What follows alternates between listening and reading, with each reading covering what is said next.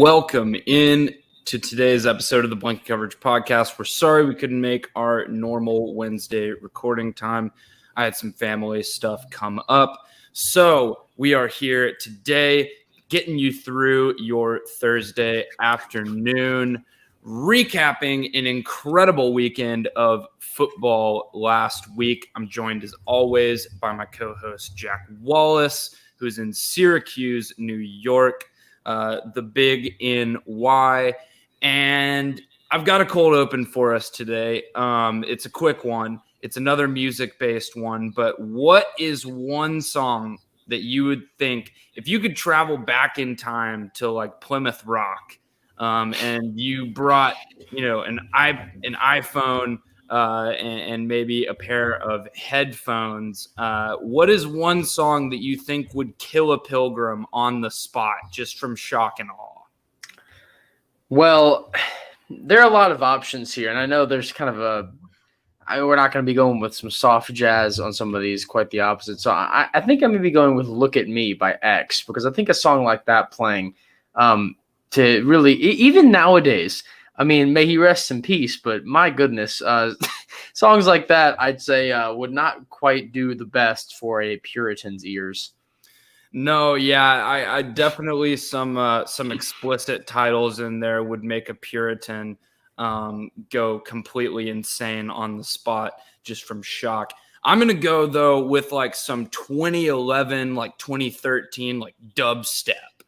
I'm going to go with do you remember the You Are a Cinema, the remix that Skrillex did? Where it just sounds like literally the bass drop, like the entire melody just sounds like a phone, like on the busy, like a phone's big busy signal, and it's just about right. Yeah, I think that would instantly kill a pilgrim, or at least deafen them for a significant period of time. maybe done for. But anyway, that was today's cold open. So we have a recap of our college football picks from this week, and we both did not so good. We did really well on college football picks last year. I think we both had over 100 wins in like a solid 75% win percentage. This week we both went 5-6. Despite having several different picks. And you can catch those picks on Twitter on Fridays for college football, and then on Saturdays or Sunday mornings for the NFL. But let's go ahead and just to mention, we both broke straight even on NFL picks this week. So 8-8 for both of us, 8-8 on the year because it was week 1. But we've got some other sports going on that we want to round up before we get into our football americano part of this podcast.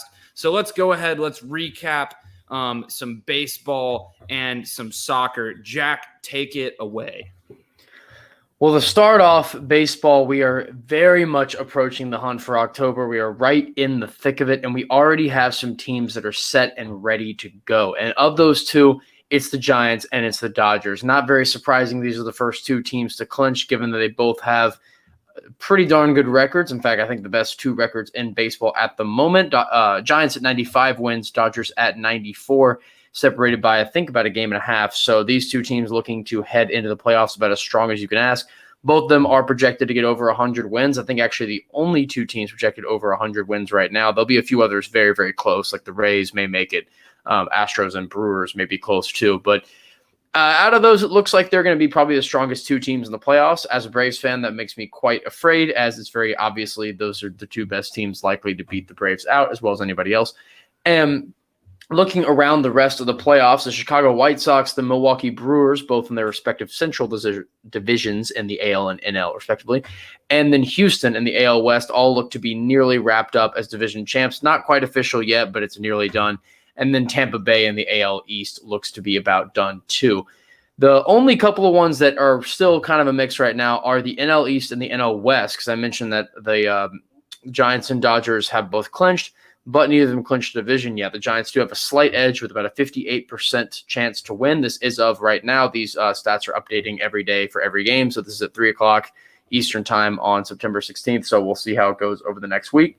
And then the Braves have a current 84% chance to make the playoffs as the NL East champion, and an 86% chance to make the playoffs. The only other team that has any kind of anything against the Braves right now is the Phillies, with a 21% chance to make the playoffs and just a 15% chance to take that title away from Atlanta. And then the only other team in the mix is the Mets, who have a 2% chance across the board. And the Marlins are technically alive, but it's not going to happen. And the Nationals did get mathematically eliminated last night, so they are done.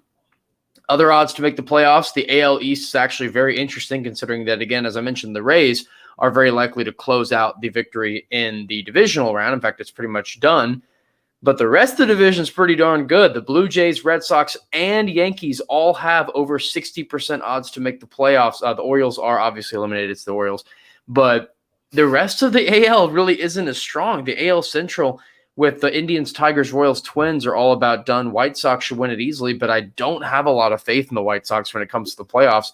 And then even if you look at the West, the Astros are a very strong team, but the A's and Mariners slowly decreasing their odds to the playoffs. Looks like either or both could make it only about a month ago, and now they both seem to be about done. Angels are on life support, basically over, and the Rangers are finished. So it seems like that the road to the AL pennant is going to go through the East pretty clearly. We'll see if any of these teams end up clinching up the playoff spots. It looks like all of them may end up doing that. The Blue Jays had a crazy surge only about a month ago. This team had about a 30% odds to make the playoffs. Now, again, 2/3. So really, really impressive run by the Blue Jays. Only other team to highlight here is the St. Louis Cardinals, a team that was also way on life support a few months ago. Actually still has a -6 run differential, despite being runner-up right now in the NL Central. And they have a 45% chance to make the playoffs. And if you look back, I mean, let's even look at September 9th. Just a week ago, the Cardinals had a 5% chance to make it. Just a week ago, 5% odds. And right now, 45%. So a crazy, crazy run from St. Louis, and really excited to see if they end up sneaking their way into the playoffs. Only 6 teams are eliminated right now. I mentioned most of them, and that's Arizona, Texas, Baltimore, Pittsburgh, Minnesota, and Washington. So these teams are all already done. And then Cleveland, LA Angels, Cubs, KC, Colorado, Detroit, and Miami are all at about 1% or lower. So you can basically write all those teams off. But very excited to look forward to the rest of the hunt for October. Very excited to see where the playoffs could lie, because there's nothing as fun in baseball as the playoffs, because the playoffs are not very long and there's a bunch of really top tier teams. The one thing I really like about baseball is that you really have to be pretty good to make the playoffs. It doesn't just let everybody in, which I think is the one knock I give the NBA. I think is, given that there's 8 teams from each of the East and West, plus then the 2 more of the play-in. It's so many teams make it. And I like that the MLB restricts that a bit. So when you actually see baseball playoffs, it's really high quality. So I really enjoy getting around to that, and I'm excited for that to come soon. Yeah, absolutely. Any idea how many games roughly are left in the baseball season for each team? Maybe about 15, 16 games left. We're getting near the end. Yeah, we're getting tightened up time here. I do sort of enjoy watching the baseball playoffs, though. If there's football on TV, it's a no-brainer for me. But the baseball wild cards fun. One game. Wild cards are fun. The wild cards are fun. I do enjoy watching the baseball playoffs, and we get crowds back. That's the other big thing. Now there's a much bigger reason to watch. I think the main thing about baseball for me is that there's 160 whatever games in the regular season, and that just makes it incredibly boring. Like, why do we need to play 160 whatever games? It's baseball. That's why. I mean, I have a lot of friends here that are big baseball people. At the end of the day, I mean, I appreciate their fanship, and I get that it is significant to them, and I do respect that. But when people get real upset about a loss in the middle of like June, I'm like, I mean, you hate to see a loss. You never cheer for a loss, of course, but like, it's a loss in the middle of June. And I get right now it does matter, because I was talking about the Cardinals. It's been 1 week and their odds shot up 40%. So right now, wins and losses actually do mean a lot, and it does matter, but only because you're down at the stretch and a lot of teams are so close. But again, that goes back to the argument. If you're already going to be this close anyway, do you really need 162 games, or do you need, you could have 90 games. You mean 80. Of course, you do have to have a good amount of games, given that pitchers can only pitch so often. So you couldn't have like a 30-game season, or it would be, your pitcher would only have a very, very small sample size. So you do have to play a good amount. But don't play every single day. That could help too. Give yourself a little bit of rest, and have the same time frame. Basically, it still start in that April time and still end in October, but thin out the schedule a bit. The NBA has too many games, and that's 82 games. Like, do we really need the Braves and the Nationals to play 19 times? Because they play like 19 times. It's like we gotta know already. Oh man, yeah, it sometimes can get a little bit excessive. But moving on now, we can look ahead to a little bit of soccer, which is not a crazy amount of news, because we're not going to go through all. I'm not really going to touch anything MLS or big international until we get to sort of big moments in that, which we are approaching. MLS playoffs are coming, but not going to touch that until a little later. But the big news was the U.S. men's national team as they're marching towards their World Cup qualification, and it wasn't a great start. Draws against El Salvador and Canada, scoreless against El Salvador, 1-1 Canada, had a lot of people really worried, but then finally the floodgates open. We played against Honduras, and we were actually down 1-0. The comment sections on Twitter were quite entertaining, but also saddening. And then finally we had the breakthrough, and the U.S. scored 4 goals in a row to win 4-1, a really big win that we desperately needed. Despite that, we actually did fall from the number 10 rankings to number 13 in the global FIFA rankings, which makes sense. And the reason why those rankings actually are incredibly significant is because it's the pots in the World Cup. I don't know if you knew how that works in the World Cup, how they determine who goes in what group. Is you pick teams from each of like pots 1, 2, 3, and 4. And pot 1 is obviously the big time sort of top 10, top 15 kind of teams. Pot 2 are mostly like the pretty solid but not world-beating teams. Pot 3 are like the okay-ish, decent teams. And then pot 4 are either the super small countries or the countries that barely qualified. So do you really want to be pot 1? USA typically is pot 2. But being pot 1 is going to be very, very helpful in terms of who we're going to play, because that means that every team in our group should be worse than us, which we, again, would hope so. Maybe. But if we end up our strong run, because still number 13 for us is still pretty solid, as well as number 10. So if we keep that up, we'll be doing good. But next game is actually not for a little bit, because, again, this was also last week, this match. Our next game up is against Jamaica on October 7th, which is very helpful considering Jamaica is one of the weaker teams in the Octagon that we explained last podcast about what teams are left. And also Ricardo Pepi, shout out to him. He's the guy that scored the big goal to get the lead, to get the U.S. above. He also had 2 assists in the game. And the reason why I shout him out is because Pepi has been an absolute star this year at FC Dallas. He's been blowing up big with the men's national team. And he was a guy that was on the minor league team that I helped work for in North Texas when I did that 2 years ago when I photographed the team. And I actually have a bunch of shots of Pepi. So I may put those up a little bit on some social media soon because of him being so good. So that was pretty cool to see him being as good as he is while I was able to work with him. And didn't know him that much personally just because he was already involved in FC Dallas by that point. Because, he scored a hat trick in his first game ever at 16 years old for the minor league team. So it was like pretty clear he wasn't staying there long. But it's pretty exciting to see that team start to get a little bit of energy with this new life, these new players that we really, really lacked back last time we tried to get to the World Cup and, of course, failed. So nice to see a little bit of energy in this unit again. Absolutely. Well, let's move on to some American football, where there was a big week in week 2. Some really interesting stuff happening, some upsets going down, some near upsets going down. And this is what makes college football fun. And what I think we missed this a lot last year, especially in the first couple weeks, not getting the non-conference games.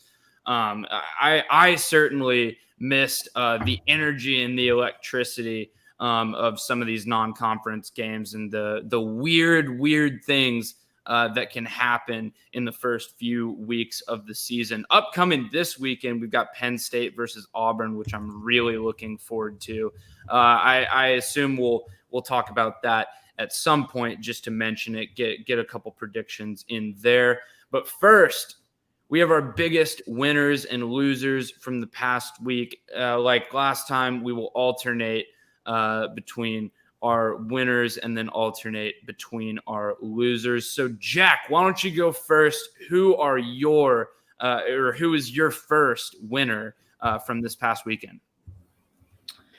Well, my first big winner is, and I've dubbed it, and again, all this stuff is also on GTD Sports on the blog. I write these blog posts every week on my winners and losers to dive a little deeper into them, but we, of course, talk about them here. But my first one is I dubbed the Magnolia Monsters. It has been quite a while since we've seen the state of Mississippi actually do anything relevant in football, especially as the state, not just as just one team or the other. And that was back in 2014 when both Mississippi State and Ole Miss were ranked in the top 10.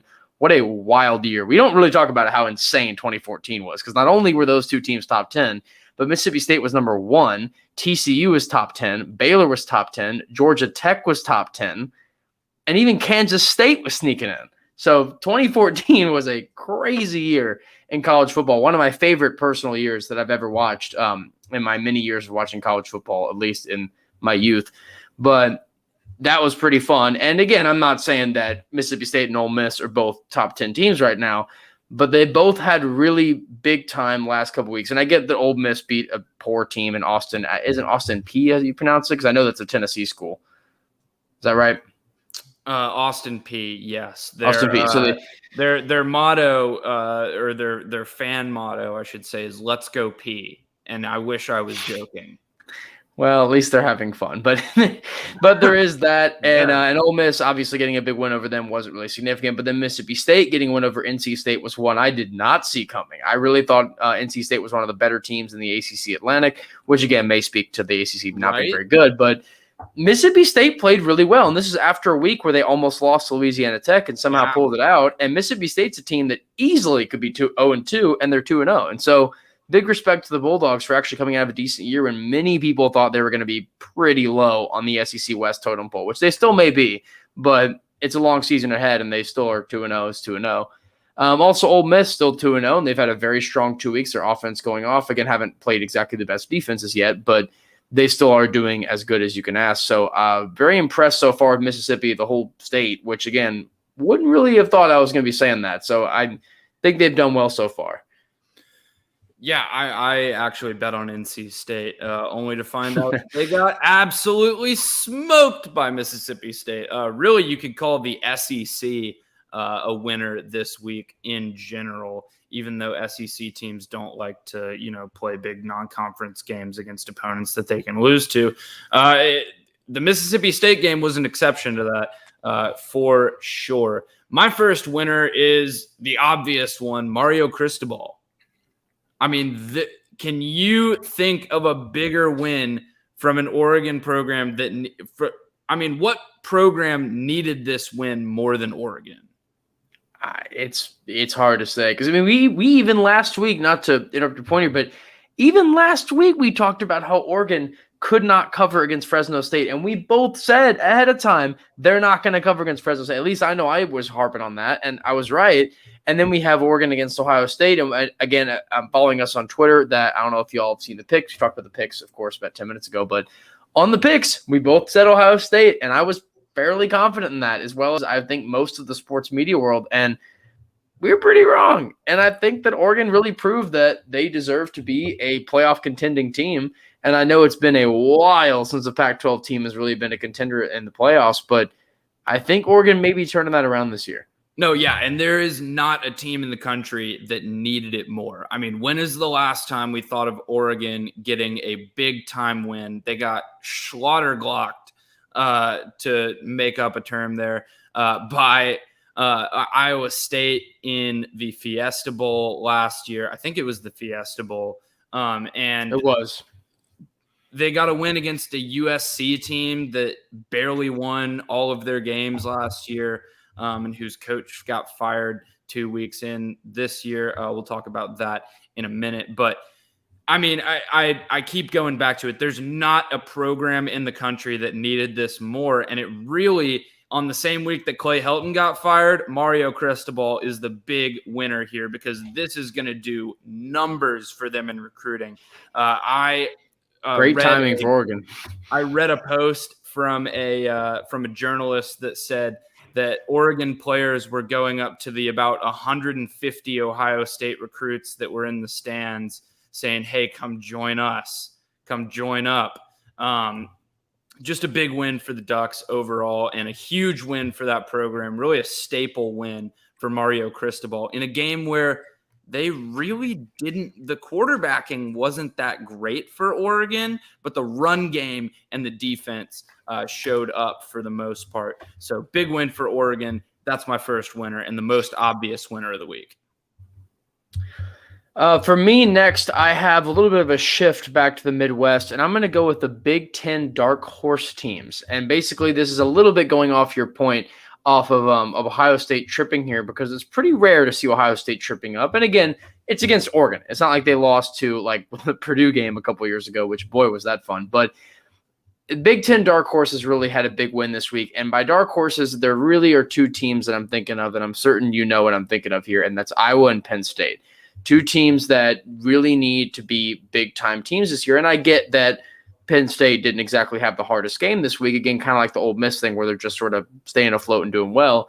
Of course, this weekend, we'll get to that later, of getting a big win. But even then, Ball State is not an awful team. Ball State won the MAC last year. They are really strong. I talked about them in our preview as being a decent team. They're not going to be some rollover joke team this year. And Penn State made them look like that. They made Ball State look awful, and they're not an awful team by any stretch of the means. So it's still a big win for the Nittany Lions. Of course, next week with Auburn, we'll preview that in a minute, but that's going to be obviously a huge game. But the big winner this week was Iowa, a game that I confidently picked Iowa in. And I thought, and again, there was a lot of talk about, oh, well, maybe Iowa State has the jitters of the first week, and maybe just because Northern Illinois 16-10 win, like, maybe it won't be that good. And I was saying, yeah, but look at how Hall did. Because I was like, Hall's the guy that no matter what should be doing everything for you on offense, and he just kind of didn't do anything. And I'm like, Brock Purdy didn't help him out. Let's not and he was sugarcoat that. Brock Purdy is exactly who we thought he was, and that's true. And that's true. But still, Hall going 69 yards on 16 carries. Nice. That's not the Hall, indeed, but that's not the Hall we know. And that's why I was confused that even though, of course, Purdy's play was terrible, he's not blocking for Hall. And at the end of the day, Hall was getting those huge numbers. We previewed him this year. I know I made a big point about him being some crazy dark horse for the Heisman, and, of course, that ended up being very wrong, at least so far. And Iowa looked like a really good top 10 solid team, and they proved themselves to be. And now they're sitting there. They're at number 10 when they won. They've now moved up to number 5, which is a big jump, but I think it's a worthy jump. I think Iowa's a really dangerous team this year, and they don't have to play Ohio State until if they end up going all the way and going to the Big Ten championship. So they can avoid that game. They can keep on going through, and I can actually look up and see who else they have to deal with. I mean, I know Kent State's this week, which is not hard, and then Colorado State. But the big game next up for Iowa is going to be Penn State on October 9th at home, though.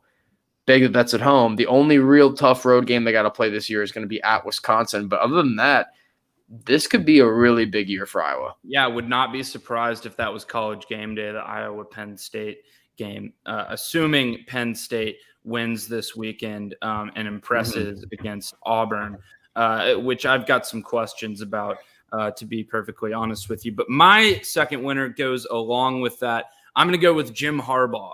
Not because they beat Washington, but because of the way that they beat Washington. You mean Jimothy? Controlling the ground game, which is exactly what Jim Harbaugh wants to do, despite being a former quarterback.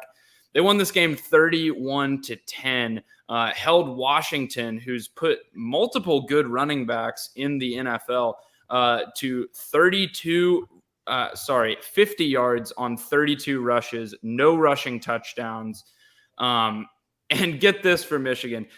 They were 7 for 15 through the air, but 56 carries for 343 yards and 4 touchdowns on the ground. Good Lord. This is Big Ten football. And I think I almost put for the second week in a row Big Ten football as a winner. But I'm going to go with Jim Harbaugh because I feel like this was a game where Michigan needed to dominate against a Washington team that looks absolutely awful. They're in shambles. I didn't want to repeat one, but Jimmy Lake is definitely a loser this week because Washington looks terrible. And Michigan needed to come out and dominate this game, and they absolutely did. So I think Michigan could knock someone off this year. I don't know if it's going to be Ohio State. In fact, it's probably not going to be Ohio State, but I think they could definitely knock off someone. So Jim Harbaugh, you're a winner this week. I am actually kind of interested to see, not this week, but next week is going to be Washington against Cal. And I think that may be an interesting game to see. I would predict Washington would bounce back against Arkansas State this week. I mean, dear Lord, but could be that game could be new barometer.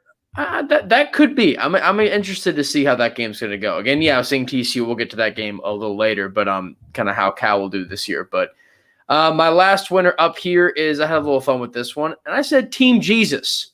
God was winning a lot this week, and the reason why is because all of the religious schools seem to do pretty well. Starting off, we had Notre Dame do great. Great in the last few minutes.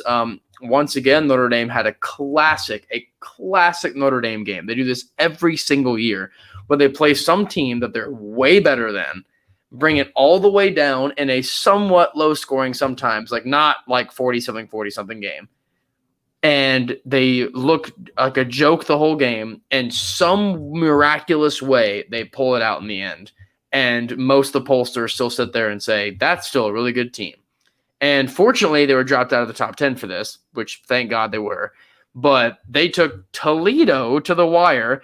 Notre Dame Jack Cohn actually threw a game-winning touchdown with a dislocated finger, which was pretty impressive, but still looked not as great as he did against Florida State, against, again, Toledo. So not exactly the most confident that I've ever seen this team go, but it was a little interesting how they did it. But still, miracles happen, and Notre Dame came out with a win here. The other teams that are still religious that got a win is BYU getting a big statement win against Utah. Utah team that a lot of people had as a dark horse in the Pac-12 South. I wasn't as high on them as I was with Arizona State, which so far that take is aging really well. So happy with that. But yeah, Utah fell very flat in the Holy War. BYU came out and got a big win in what's always an exciting game. Always tend to enjoy the Holy War games. But 26-17 and some very late night Pac-12. Jaron Hall looked really good for BYU in that game with 3 scores. And then the last few teams are just the coalition of Texas religious schools, some of them more religious than others, very obviously. And that's SMU, TCU, and Baylor all getting wins this weekend and all looking pretty good in them. TCU over Cal, Baylor over, I want to say, it wasn't somebody very good. It was sort of a smaller game. Baylor against Texas Southern, 66-7. It was not a very competitive game. And then lastly, in the American Conference, we go to SMU, who won pretty easily over North Texas, actually going down 3-0 in the first quarter and a 7-6 lead at halftime, but pulled out a really strong win there. So good work for the Mustangs and the rest of the somewhat religious but also religious crew. So go Team Jesus this week. All right. Yeah, go Team Jesus. I had the Big 12 as winners, not just because teams in the Big 12 won this weekend, but because Texas got absolutely destroyed by Arkansas. Welcome to the SEC, Texas. You lost to the second worst team in that conference. This is horrible for Sark. This is a bad look. That Texas team looked like they wanted absolutely no part of defending the run against Arkansas. Arkansas dominated both sides of the line of scrimmage.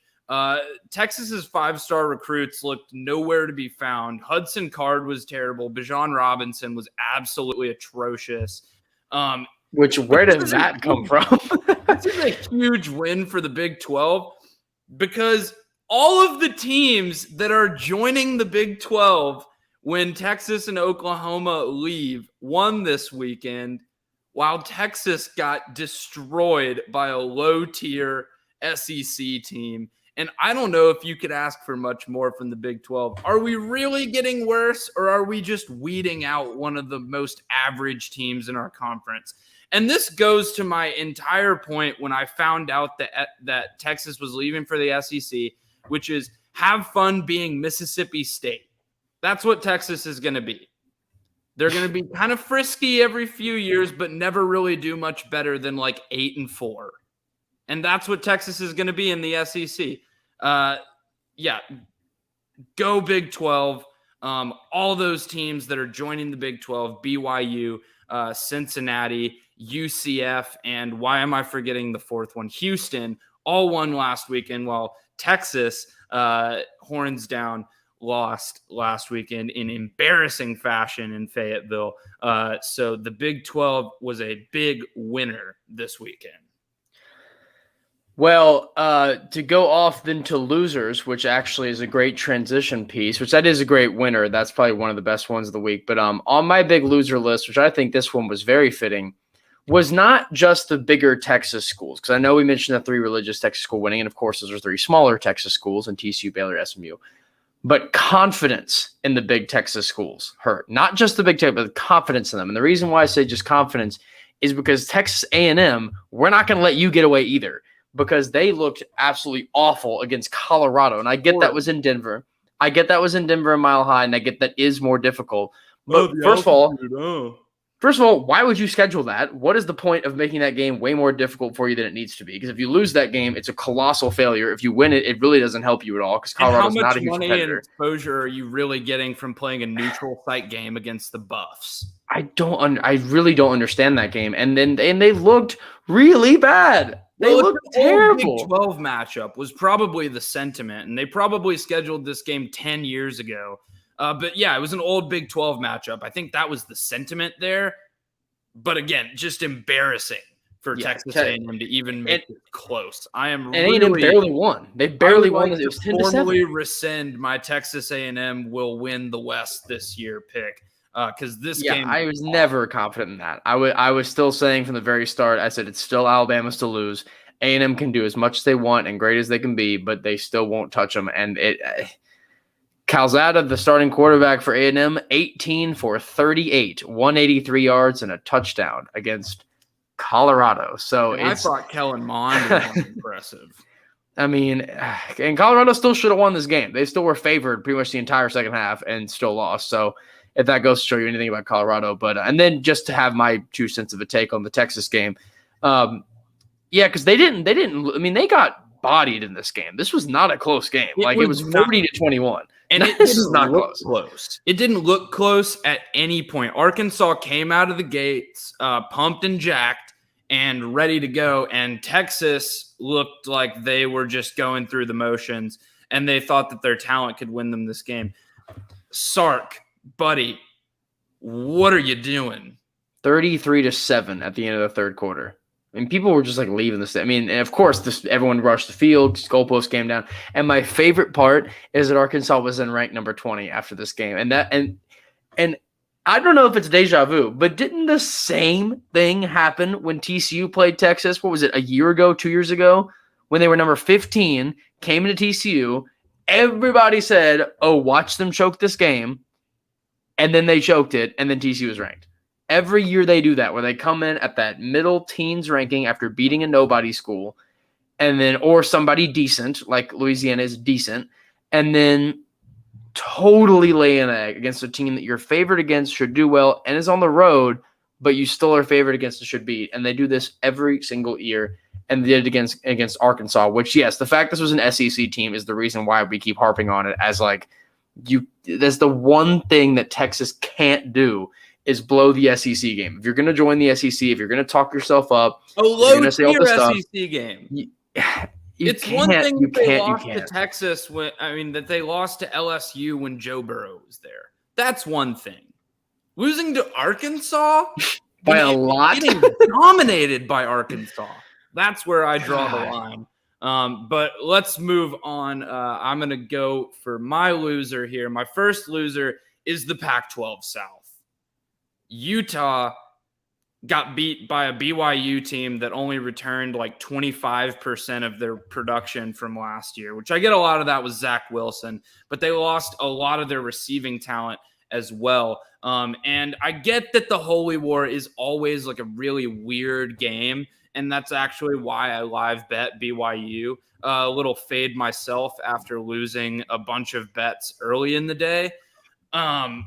But still, not a good look from a Power 5 conference team to lose to BYU, who only really put up the numbers they did last year against non-Power 5 and like FCS talent, and then returned 25% of their production. Just a bad look for Kyle Whittingham and former BYU coach, by the way, Kyle Whittingham, and the Utah Utes, who were ranked and were supposed to be kind of a Pac-12 South dark horse this year. But the big story out of the Pac-12 this week is Clay Helton getting canned after week 2 of the season. And my question is, could you not have just done this last year after they blew the Pac-12 championship to a really subpar Oregon squad? Who didn't even win the North. I mean, they only got there because of the COVID rule against Washington, and they still lost.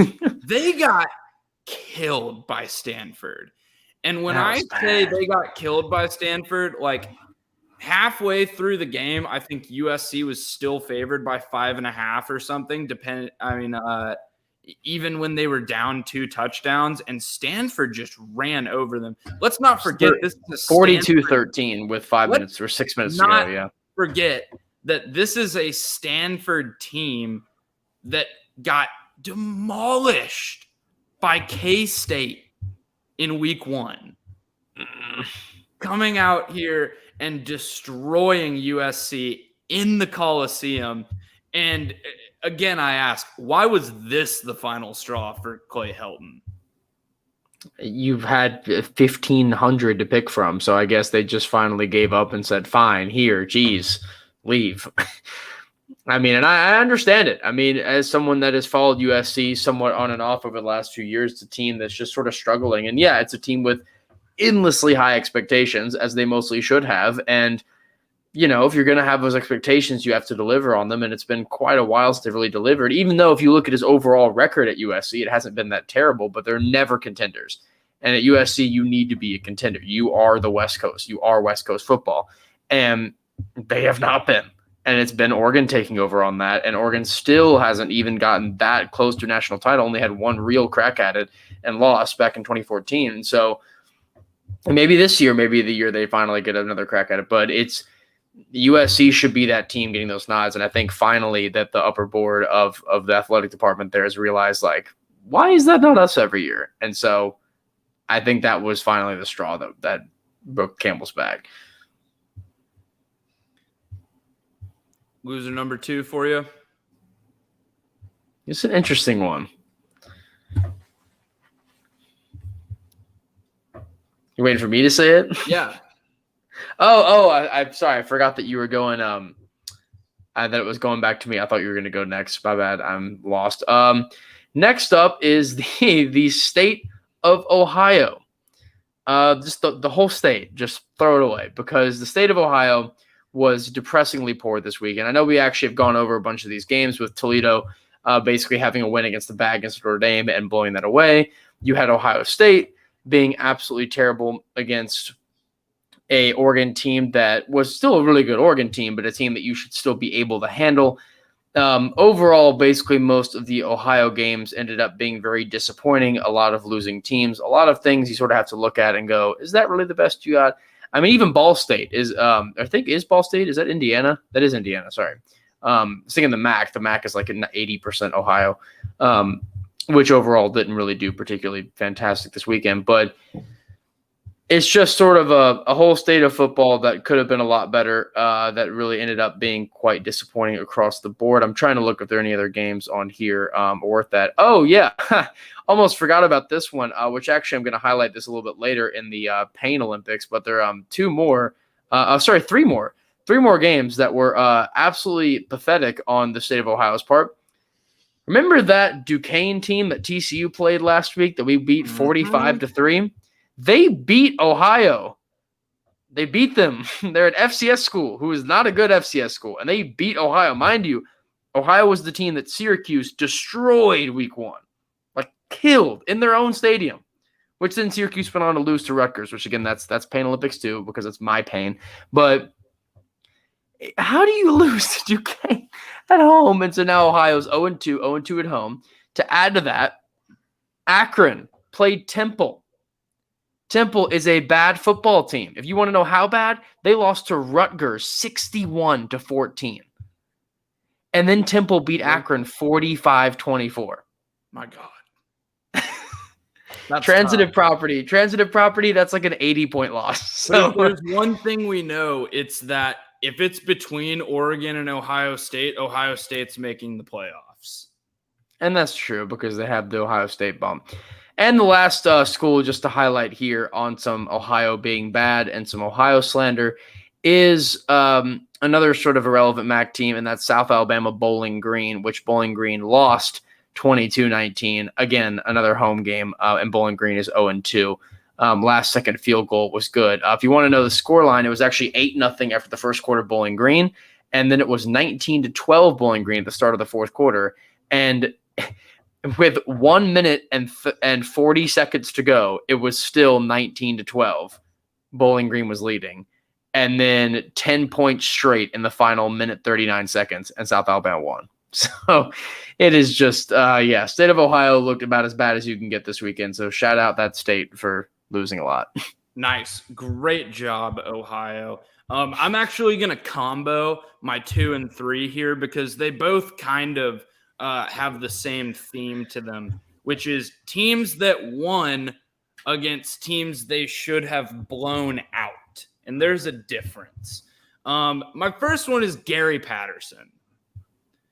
Because Gary Patterson prides himself on playing defense and having the best defense in the Big 12 pretty much year in, year out, and being one of the best, brightest defensive minds in the country, running the 3-3-5.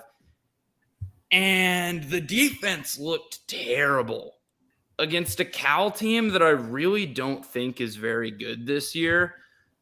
And I'm just wondering at what point is the new Big 12 just going to become a group of 5 team or a group of 5 conference? Because if you're going to go down to the wire against Cal and you want to call yourself a ranked team and a contender in a Power 5 conference, I'm not sure that that's the way to go. I think Gary's obviously I've been way more critical than most TCU fans of Gary Patterson, especially over the last few years. And I want to trust Gary Patterson, but Max Duggan doesn't look like he's coming along like he should, and the defense does not look good. So Gary Patterson is loser number 1 out of that crew. And loser number 2 is Manny Diaz, the coach of the University of Miami, who was also not good against a team they should have blown out. If you want to call yourself an ACC coastal contender and someone who can even compete on the same field as Clemson, you cannot have games like they just had against App State. That one went down to the wire. Once again, Miami doesn't look great for week 2 out of 2. And I get coming off of Bama, that will take a lot out of you. But let's be honest, that wasn't a very competitive game. So I don't know how much it did take out of them. Manny Diaz is a big loser this week. And Jack, who is your last loser? Because I actually want to make a couple of points on that because I did want to talk a little bit about those games because I actually picked App State to get the upset, and I almost was right. I really was pretty confident Miami would blow that, and I was so close to being right, and it missed out. Also wanted to shout out Miami just for having a really fun non-conference schedule because they have Alabama, App State, Michigan State, and then at CCSU, which I'm not entirely sure. Oh, Central Connecticut. So it's a very fun non-conference schedule. So shout out Miami. The Michigan State game will be fun. Which Miami is they're heavily projected to win Miami against Michigan State, which I don't know about that. But they're saying like 66% chance for Miami to beat Michigan State, which I'm going to say that's a whole lot of cap on that call. But Michigan State spread on that, I'm going to go ahead and put that pick in. Do you know what the spread is on that game? The spread right now might not exist yet. I don't know. It just had the ESPN matchup predictor. The lines are out. I'll check on that. Okay, and again, Michigan State hasn't exactly played the top-tier opponents either, but they've also looked way better against two teams than Miami. But anyway, just take on that Miami. Yeah, this is a team that's been drastically disappointing. Michigan State game is going to be a big one considering that playing Alabama, who is absurdly good, and then App State, who is not bad, but still kind of middling, and then Michigan State, who's a decent Big Ten team this year, and then CCSU, then Virginia. Then you have at UNC. That's going to be sort of the big, big game in the ACC that I'm excited to look forward to. They also just play Virginia Tech second to last game, which that'll be big too. Duke will be their last game of the season, which obviously won't be too difficult for them. But yeah, Miami being very disappointing. And then my take on TCU, if I have to pick one winner from this game, though, finally we have some consistent, really good play from Zach Evans, who I've been touting for a while. And wow, he was really good. 22 carries, 190 yards, and a touchdown. So very impressed with his production. Could have been in the end zone a little more, but again, 190 yards, that's ridiculous, so you can't complain about that. Quentin Johnson also looks solid with 5 receptions, 95 yards, and 2 scores. And Gary Patterson is still undefeated against Pac-12 schools, which is a stat that we all love to see, which is very humorous to me. But my one loser, and to finish up this segment, is just Florida State. And I had nothing clever here, nothing funny, just Florida State. Because Florida State is funny by itself. You don't need to add a joke to make fun of Florida State because Florida State, folks, it is the punchline. And once again, Florida State has sold their soul to get that 2013 title because it is just the Grim Reaper has welcomed himself to Tallahassee. And we can see that again in the form this time of Jacksonville State. Now, Jacksonville State is not particularly the greatest program in the world. In fact, they are an FCS school who has done not too much in their entire career, including not beat Florida State, because fun fact, 0 FCS schools have beaten Florida State until this weekend, and it was Jacksonville State. And the last play of the game, no less. On a Hail Mary. If you haven't watched the last play, played man cover 2. On the last play of the game. And they rush 4 for no reason. And I get that. I mean, why would you rush 4? I don't understand. 3, drop back and prevent. They teach us this in high school football. No one plays man cover 2 on the last play of the game. I don't even do this in Madden. Like, I don't even do it in a video game. I wouldn't do that because I would think, oh, they might score me. Even in a video game where they're probably not going to. And even in the NFL video game where it never happens. But here, I mean, oh my God, it's Jacksonville State, and this team just looked like the better team. It was 17-7, Florida State leading at the beginning of the fourth quarter. In fact, it was actually 17-7 with 5 minutes to go. Still, double-digit lead with 5 minutes to go, and they still managed to blow it. And yeah, that last play of the game was simply ridiculous. Quarterback dropped back from about the 41-yard line and went all the way back to about the 32 and launched it deep. Guy caught it at the 20 with 2 men between him and the end zone. So it still was a terrible odds to score. And I'm going through the play right now. And then he cut back at the 10-yard line. I mean, it's actually unbelievable. And I'm actually gonna go right now. And because now we have video and we can share our screen.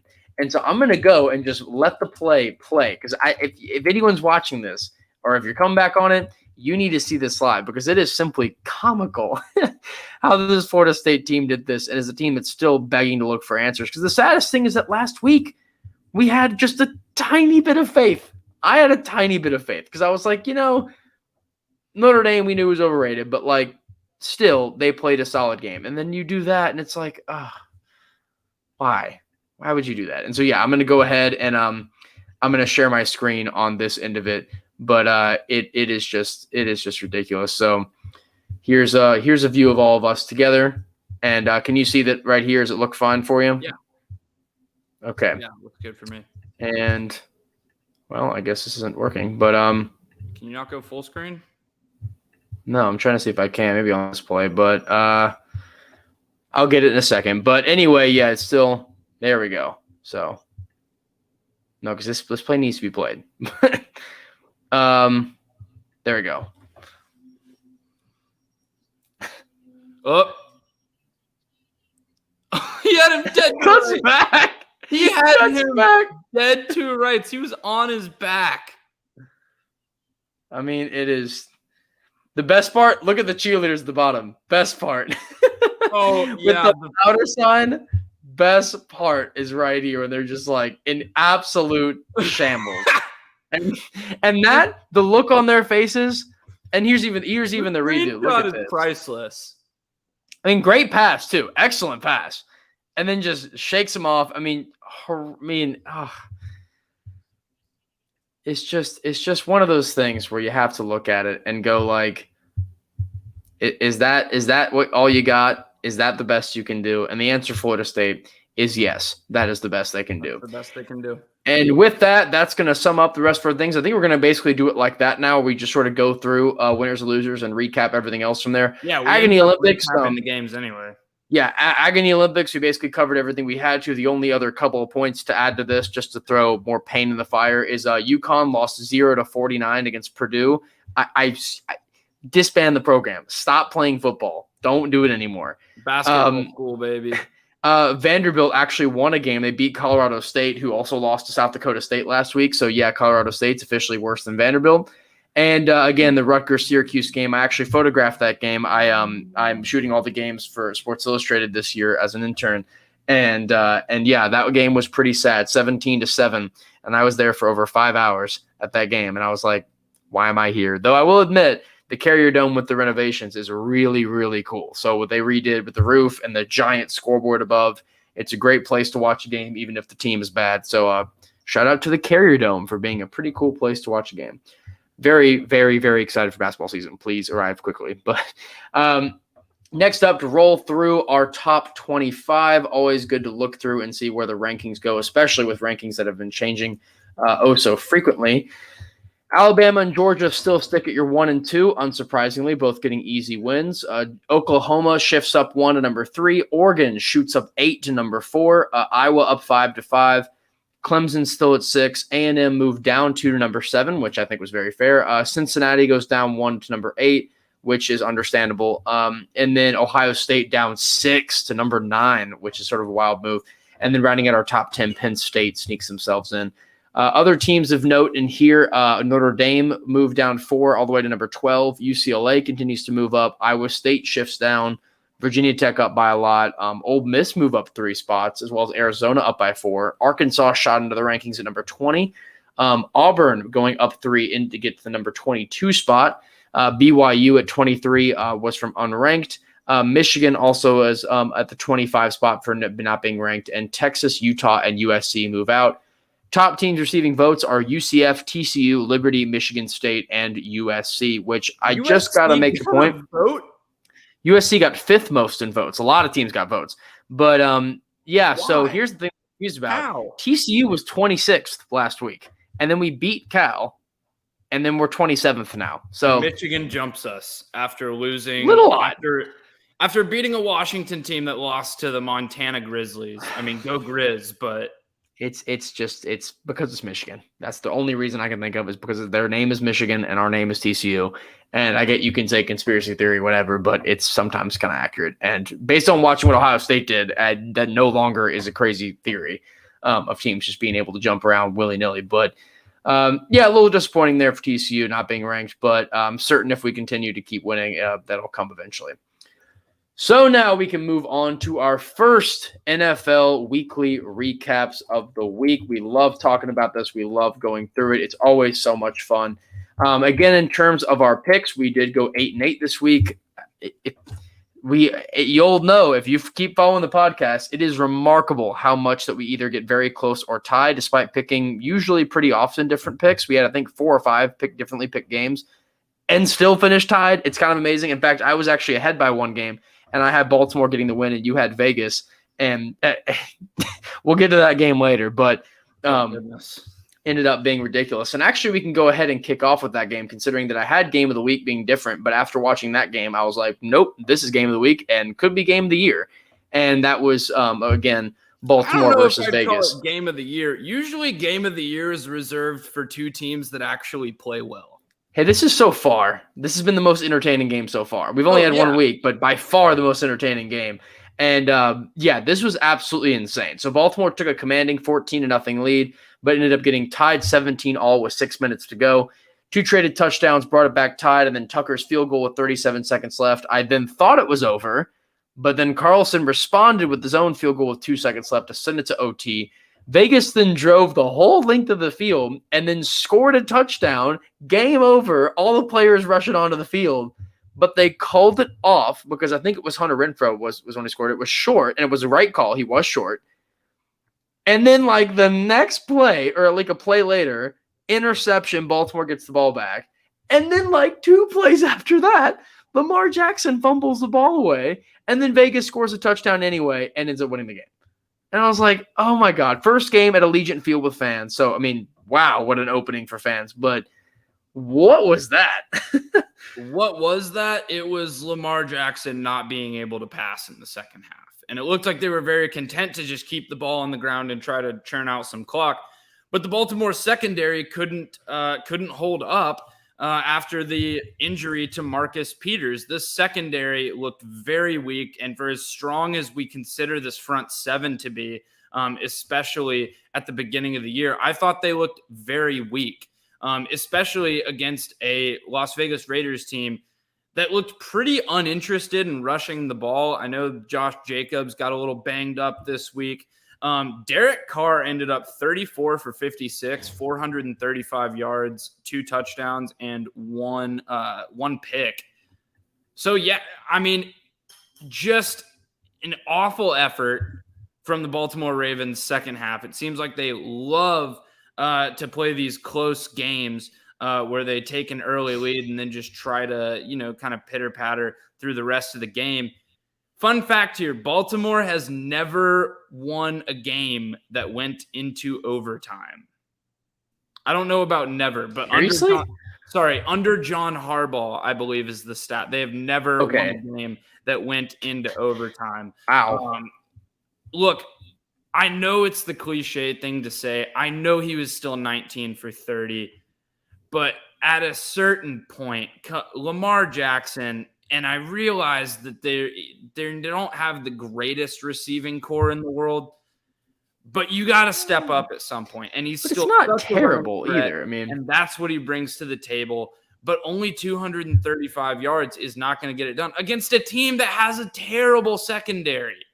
The Raiders' secondary is horrendous. We've been talking about this for 2 years. They've been wasting terrible draft picks. I think they signed Garyon Conley last year. They had Damon Arnett, who they picked in the first round, who was projected as a 3rd rounder and has played like a 6th rounder so far. This Raiders defense is not great. The right tackle, Alejandro Villanueva, a new signing from the Steelers, looked like a very old man against Max Crosby, who had a field day out there. The Raiders were getting home their pass rush, and I realized that this is where John Gruden and Mike Mayock wanted to build their team in the trenches. But I didn't think the Raiders' O-line looked particularly great either. Alex Leatherwood gave up a pretty embarrassing sack. This game was just on both sides, just head-scratching to watch, to be honest. Though I will give a big shout out to Darren Waller for not only helping me in fantasy, but also just for being a pretty solid player. 10 receptions, 105 yards, and a touchdown. And then I can't remember the exact stat, but I know that his targets, which were 19 targets, which also that's 9 times he didn't get a catch, which is interesting. But 19 targets, I think, are the most by any one single receiver on any team in the last 6 or 7 years in a game. So if you have Darren Waller on your fantasy team, especially in a PPR league, you're looking pretty happy right now, which is me included. So great work on him, and also helping me win both my leagues last week. So love to see that. We also unfortunately lost. Our league ended up losing. We were kind of back and forth. I think we needed Mark Andrews to go off, which I don't think he did. So unfortunate. But looking on big thoughts on big teams is where we run down and run through all of our big teams and what they've done that week.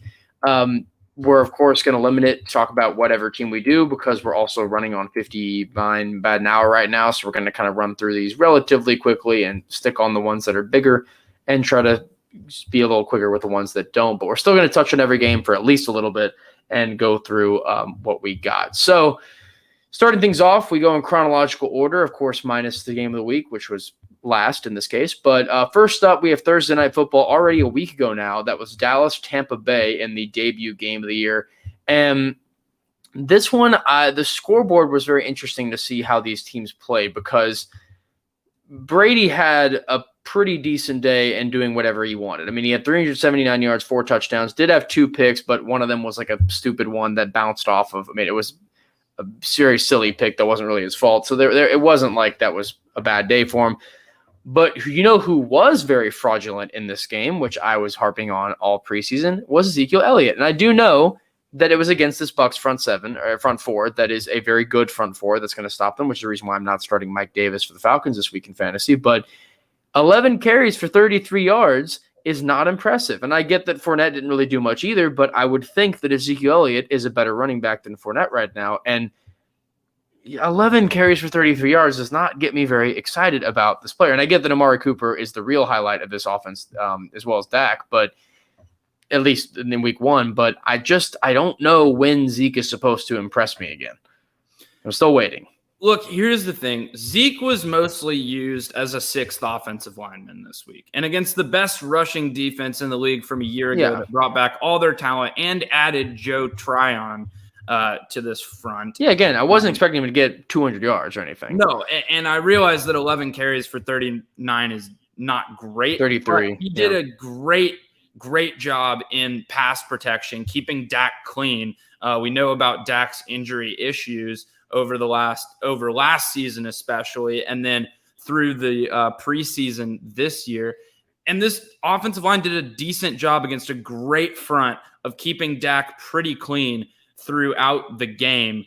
I know you had some qualms with Brady, but I thought Brady played really well today or on Thursday, and I mean, just a stellar performance. Again, understand that, I was talking about the picks being misnomers because one of them was like an accidental that was the receiver's fault, not his own. So it's more saying that, like, don't think of the 2 picks as 2 terrible decisions. It was sort of one bad one and then one kind of irrelevant one. So, no, I mean, against the Cowboys, which, again, is not a really great pass defense to be passing against, the big concern I had about this game wasn't really that at all because that was, again, Cowboys and you're fine, you win anyway.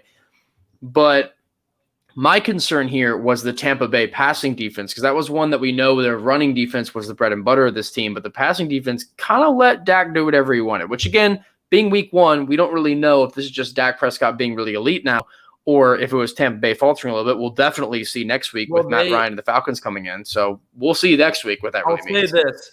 And this is not an original take. I cannot remember where I heard this. I think it might have been on the Athletic Football Show, or it might have been on Bill Simmons. But either way, the Tampa Bay defense, it's deep in the front 7, but it's not super deep in the secondary. And you forget that they're very young and they came along last year. Well, one of those cornerbacks got hurt, and I can't remember which one it was, but one of their cornerbacks got hurt in the first half, and that really hampered them for the rest of the game.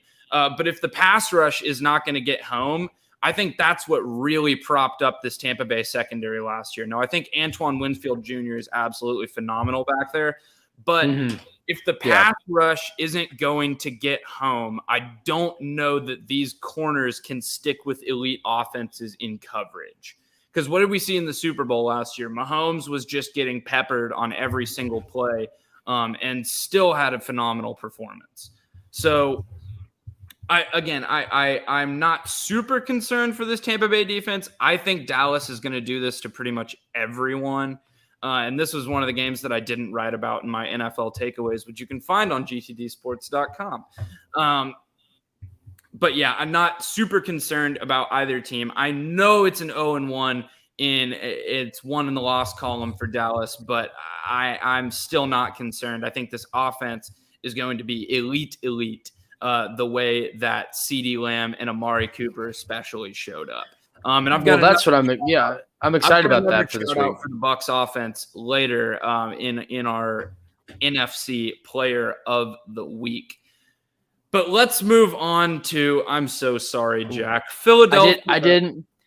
I wanted to add one piece of note. I didn't know if you knew this yet, but just injury update. DeMarcus Lawrence had a broken foot. He's going to be out 6 to 8 weeks. So that just makes it a little tougher. So they play at LA Chargers next week. for a pass rush that was not deep to begin with. But speaking of entirely lacking pass rush, we've got Philadelphia versus the Atlanta Falcons. And in the debut of Arthur Smith, the offensive guru, who I love, who was supposed to revive this Falcons offense post Julio Jones, the Atlanta Falcons scored 0 touchdowns and 2 field goals. And once again, looks like Matt Ryan might be the worst red zone quarterback in the entire league. I was gently encouraged by Mike Davis's volume throughout the game, even though it wasn't a ton of production. But I know you're going to talk about the Falcons, so I actually want to go to the other side of this game, which is the Philadelphia Eagles. I thought this team was going to be bad this year. Why them? Why have all teams? Jalen Hurts played really well. And the offense looks like it's designed pretty well around them. Again, we'll see kind of in the second quarter of the season once they start to get more film on the offense, if defenses start keying guys a little bit more. But Rager and Devontae Smith both scored touchdowns, both looked impressive in this game. The Eagles were able to run the ball, and their defense looked very impressive. It looks like they could be loaded on the defensive front. So, Jack, I'm going to let you take it away. We both had the Agony Olympics in the NFL this weekend. So, we'll get to you too. Yeah, we will get to you too. But because at least you had expectations. So that's the one thing about this team is that expectations were astronomically low, which that's why. So we found out very quickly why that was the case. Biggest point I have to make about this is that we had 26 rushing attempts and only 21 receptions.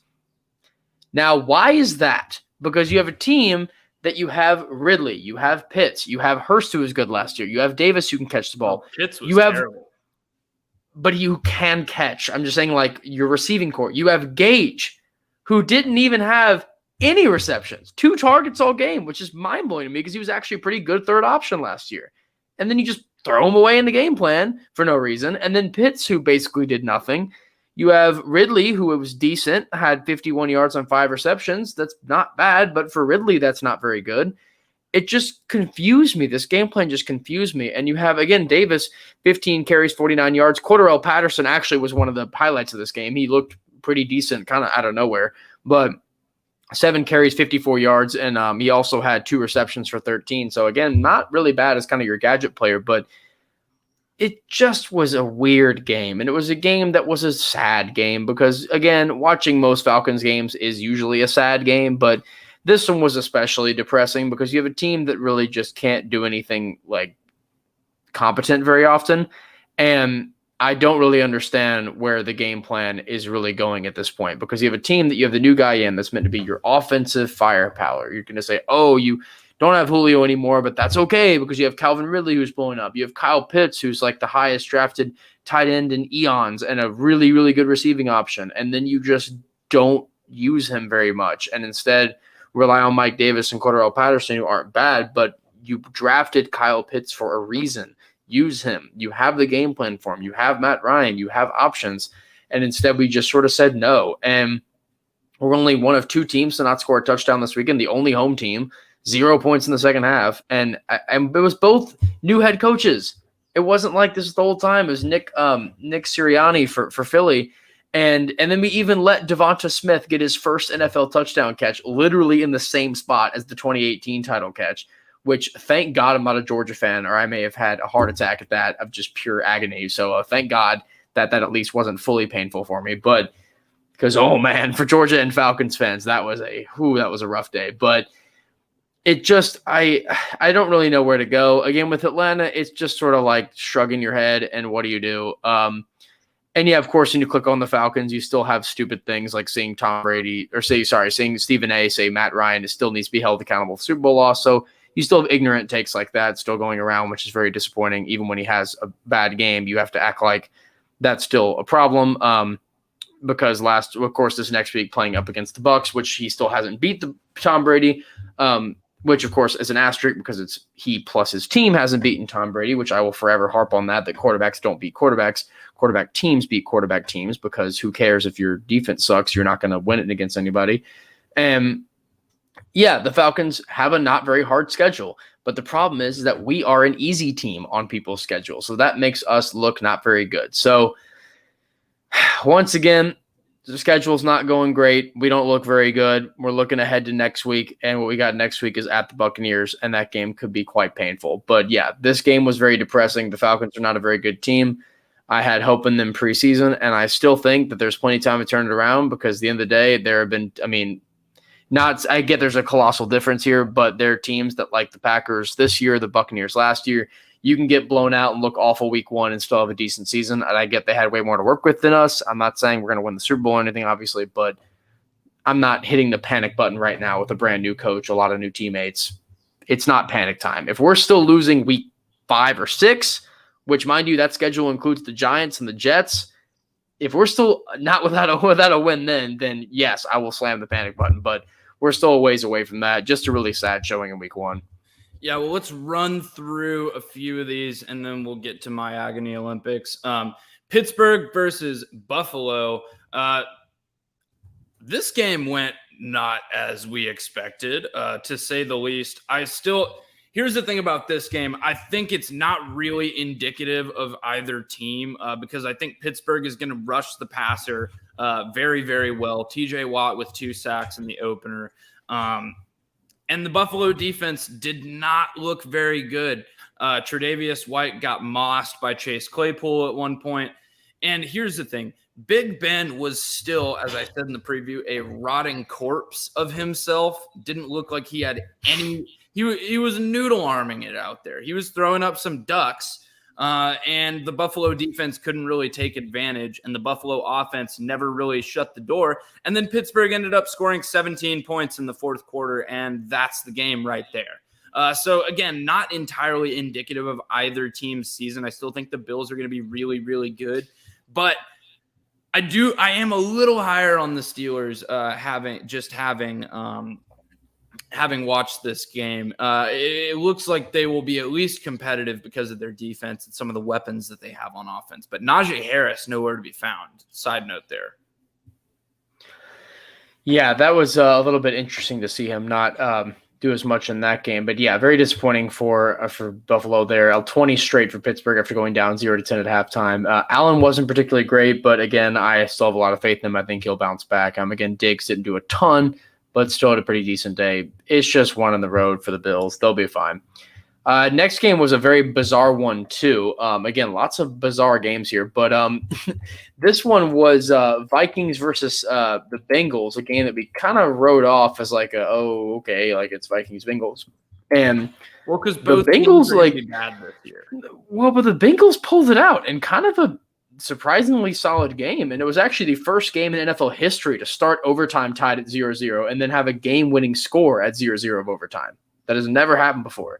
Because no one has taken the full 15 minutes after still being then. So along with scoring to make it go overtime. So very interesting finish here. 27-24 Bengals pull it off. And really impressive work here by Cincinnati in a game that I didn't really expect. Joe Burrow had a pretty good outing. Chase looked good. Joe Mixon was – welcome to the NFL, buddy. And don't forget about Joe Mixon, too. That trio right there is kind of dangerous. I think the loser on this offense is clearly Tyler Boyd. Yeah. No, that's very true. But Jamar Chase's route running looked phenomenal. For all the talk that we had, and I know I bought into it a little bit, for all the talk that we had preseason about Jamar Chase being a bust, I don't know if he necessarily was. And Joe Burrow was kept clean for the most part. On the day. Now, this is against a Vikings defense that, again, has some talent, but I'm not very high on this year. And I think Mike Zimmer might kill Kirk Cousins soon, like did in cold blood. Yeah, I kind of can understand that. Next up, we have San Francisco against Detroit in a game that was absolutely hysterical. If you love to watch comedy, you will really enjoy this game because San Francisco had a lead that was basically insurmountable. Actually, a 28-point lead was basically over. And the Lions did not win, but they did manage to come back. And again, they had a 28-point lead with like 2 minutes to go. Like, the game was completely over, and they somehow came back. Jamal Williams and a Quintez Cephas touchdown play. A lot of sort of random name scoring here for the Lions, but they still came back and actually made it a game. It was a 99.9% chance for San Francisco to win. It actually went all the way down to 90, which I know isn't saying a lot, but in games that are 99% chance to win for an entire half, that's pretty unusual. So shout out for Detroit for actually looking not terrible in the end of this game. I get they're still not going to be remotely a contender. It's still Detroit, but they did a few things in this game that made me sit back a little and say, like, okay, they tried a little more than I think last year's Lions would have. And Hawkinson still had a good outing. Williams did pretty well. Goff put up some decent numbers, 57 passing attempts for Goff too, which is wild. But and connected on a good chunk of them. Still had over 300 yards and 3 scores. Did have one DeAndre pick. Swift looking Swift like an good. RB1. I'm just saying it was a game that was pretty solid. Deebo Samuel had a great game too. 9 receptions, 189 yards and a score for the 49ers. So good move there. But I think we might have a new king of the cover in the NFL, and I think it might be Dan Campbell. Because I don't think these teams are going to give up. They're going to be down big, and they're going to backdoor cover their way into covering like every single game this season. And now we can move on to the game that you have been dreading, and that is the game we thought the Falcons had it bad, which they did. They did not do well, but at least we weren't the Titans. Titans played the Cardinals this weekend, and what we both thought was going to be a solid win for the Titans, a team that looked to be ready to go this year, and the Cardinals, a team that looked to be sitting as a still very good but last-place team in the NFC West, and maybe not, because that Cardinals team looked like they're ready to go, and honestly, when I look over the roster of this Cardinals team, I'm kind of surprised I wasn't higher on them to begin with. Kyler Murray went off. Chase Edmonds still had a solid game. D-Hop did whatever he wanted to. Chandler Jones did literally whatever he wanted to. This team had a field day against Tennessee on the road too, and it was 24-6 at the end of the second quarter. Actually, no one scored in the fourth, but Tennessee was able to get at least a little bit back. But what in the world happened here? Because all I know is that Julio Jones' debut for Tennessee was pretty much a nothing burger. All right, well, Julio Jones in the first half had more punches thrown than he did catches. He got us a nice little 15-yard penalty on a 3rd and 3, which then made it 3rd and 18, of course, which is a lot more difficult to convert than a 3rd and 3. Look, fun fact. Everything you said about the Cardinals is exactly right, because the Titans defense, you would not have thought so from looking at the box score, but as someone who watched the Titans defense all last year, it looked to be a little bit, not a ton, but a little bit at least of an improvement. Christian Fulton happened to play well. Really locked up AJ Green for a lot of the game, but Elijah Molden, the rookie, got burned by Christian Kirk at one point, and Janoris Jenkins just got absolutely manhandled by DeAndre Hopkins. And look, here's the thing. I think our pressure rate was actually far better. We were 31st in the league, maybe last in the league in pressure rate last year. This year, we actually looked like we were getting Kyler into situations and then just couldn't bring him down. Kyler Murray might be, I think he's more electric to watch in the backfield. I'm not comparing them as runners. I think Lamar Jackson is a better running quarterback than Kyler Murray, but from a pure scrambling standpoint, Kyler Murray made some of the most stunning escapes I've ever seen. He just goes backwards like 20 yards. He just keeps going back and back and back and back and back.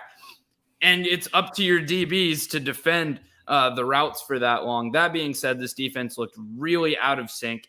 And I haven't even gotten to the biggest problem on our team, because the defense was very undisciplined, even if they played well for the most part, because they didn't get any help from the Tennessee offense. And why is that?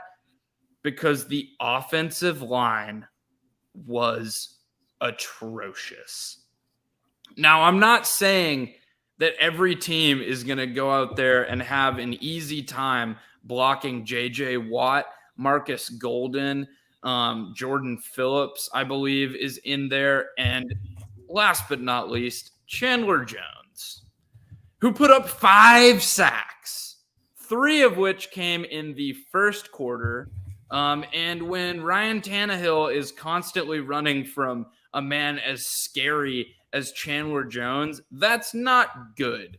Most of Derrick Henry's rushes, which were rendered completely ineffective by an offensive line that just looked uninterested in even trying to block J.J. Watt, most of Derrick Henry's runs started and finished in the backfield.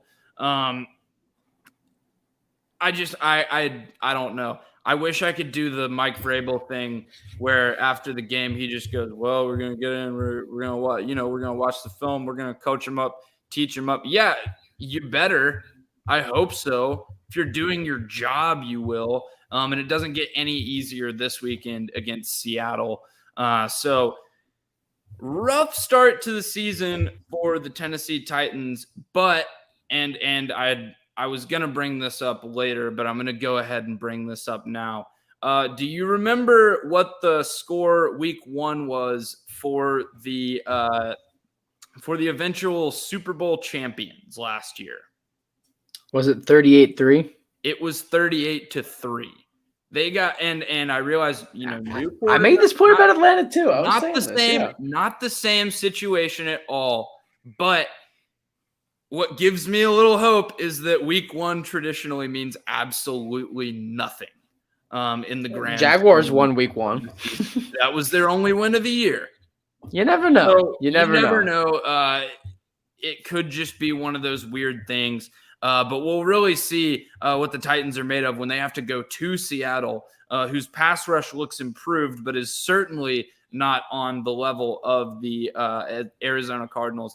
And look, I'm not saying that the Cardinals are going to go out and get 6 sacks a game, but this might be the best defensive line across the board in the NFL. The best pass rush across the board. Yeah, I'm not picking any runners against this team all season, but they're going to be absolutely stellar, I think, in the pass rush all year long. I think they're kind of going to do, not to this extent, but I think they're kind of going to do this to everyone this year. And that's just my 2 cents on the game. Hopefully we come out stronger next week. But let's move on to something that makes me far happier. Speaking of the Seahawks, they absolutely demolished the Colts. The Colts offense looked really non-competitive. Were we shocked though? I mean, no.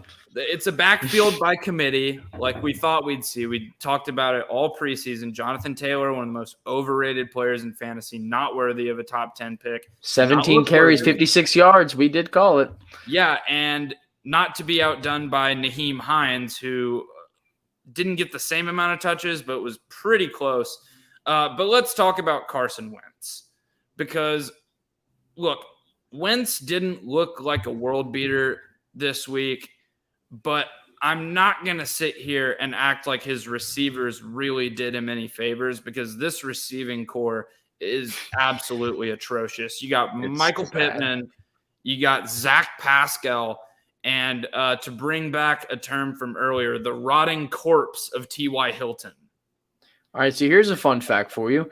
For Indianapolis receiving this week, how many receptions did running backs get out of the 25 total receptions? Ooh, you're going to have to tell me because I'm still pulling the stats up here. 12 out of 25 were the running backs. He's not even using the receiving core. I mean, It's Pascal with 4, Pittman with 3, and then everyone else was 2, 1, 3, 0. He's checked down early.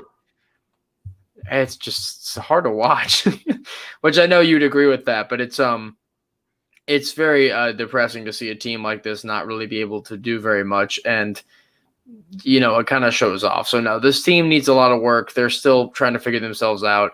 But yeah, 28-16, Colts pretty much did nothing in this game that impressive. Wilson had 250 yards, 4 touchdowns. Carson, 91 yards too. Lockett also had a great day as well, that big trio there for Seattle always looks pretty solid. Pretty predictable win. Not a ton to sort of say about this. Hey, but at least Indianapolis looked disciplined in defeat. Only 2 penalties for 16 yards, and I mean that is impressive. We saw in several other games how penalties and turnovers can absolutely kill you, and only 1 turnover and only 2 penalties. So could get better, but I'm not betting on it. They also they beat Seattle in time of possession by 10 minutes. Oh. They also beat them in first down. But I think that was because there were a lot more big plays from Russell Wilson. Like the 69-yard pass to Tyler Lockett was absolutely phenomenal. Those two guys still have unbelievable chemistry in Seattle. But I do want to quickly touch on Chargers versus the football team. Fitzpatrick looks to be out for most of the season. We'll see when he can come back. Taylor Heineke's the starter there now. And Justin Herbert throwing the ball around, spreading it around to an assortment of guys. We saw a big week from Mike Williams, who's kind of been MIA for the last couple of years. We saw a big week from Keenan Allen. And this offense could be really good. And they certainly have a lot of returning talent on defense that was hurt last year with Derwin James and Joey Bosa coming back. Yeah, the Maryland football team didn't exactly look too great this week. Not exactly their best performance. Heineke, again, coming in, wasn't exactly inefficient. I mean, 11 for 15, 122 and a touchdown is pretty good stats if you're playing about a quarter and a half. And then Gibson getting 90 yards is still solid. McLaurin didn't do a ton, but was effective, getting 62 yards on 4. So interesting game on this one. But yeah, this is a game that I really think that LA would not have won last year. This is a game that in full agreement with that. This is a game, and I pointed this out right after I saw it. I put this down in our notes. Win would have blown. Yes, this is a game the Chargers typically don't win, and the fact they won this is more effort to support my point that I made in our preview of saying I really do think this Chargers team is turning things around, and I do think that when they play these big-time AFC West games, they maybe can make a statement. And I think against Washington that it does mean something to do well. We all know Washington's offense is not particularly fantastic. It's not totally awful. Again, Gibson and McLaurin are decent athletes, but it's interesting to see at least them do a little bit, but LA still was able to do a lot of what they want. Again, getting the end zone wasn't as common, but Herbert still got a lot of yards racked up. And against a team that's pretty solid in Washington. And again, 90-yard rusher too. Against Washington's defense, that's impressive. So it's not very common. And I'm excited to see what the Chargers do next. Again, we said next week, we previewed that earlier, next week against the Cowboys, this week at 4:25. I'm really excited about that game. I think that could be a lot of fun, and I'm looking forward to it. But up next, we have a game between two teams that no one really wants to talk about. We kind of are doing it because we're obliged to, but it is the Carolina Panthers facing off against the Jets. Oh, boy. Yeah, this game I only watched because a friend of mine had RedZone, so we just had it hopped on and watching it, but wouldn't have chosen to watch this game normally for good reason. 19-14. Panthers do get a win here, as we all kind of predicted. McCaffrey had quite the debut comeback, 21 carries, 98 yards, and then 9 receptions for 89 yards receiving. Somehow didn't get a touchdown, which is kind of remarkable considering that many yards that he somehow didn't score. The only touchdowns of the game were a Darnold run and a Darnold pass, which Darnold didn't really look bad. 24 for 35, 279 yards and a touchdown and a rushing score, which, as you said, the leaving Adam Gase effect does indeed to be already blooming a bit with a pretty good performance from Darnold. The same cannot be said for Zach Wilson, who did do definitely worse. Wasn't exactly no help from his offensive line and Beckman getting carted off. And that is what, I was about to make that point too, that it wasn't exactly that anybody helped him out. It still was not exactly the greatest performance ever, but Jets. But I do want to shout out a guy that I told everybody to pick preseason, and I was harping on preseason, was Corey Davis is going to have a big year. And what did he do? 5 receptions, 97 yards, 2 touchdowns, which were both wide open, and I called it. Corey Davis is going to have a great year. He's already starting off great. If you don't have him in your fantasy team, get him now. And I really enjoyed having him, even though he's a Jet, which we know Jet fantasy players aren't exactly guaranteed to be great, but he's one that I think you can trust a lot in. Yeah, absolutely. Just one comment on the Darnold thing, and then we'll move on to something that I would much rather talk about. Darnold didn't look phenomenal. No. It's not like he looked, like Tannehill in that first year where he just comes out and sparks the team. But he certainly looked better, though our standards were not very high for looking better because he looked like a complete and total bust in New York.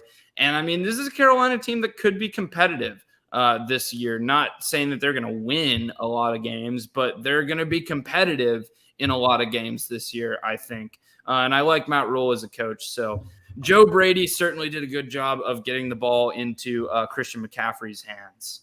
Now you want to talk about bus. Team very happy. You want to talk about bus.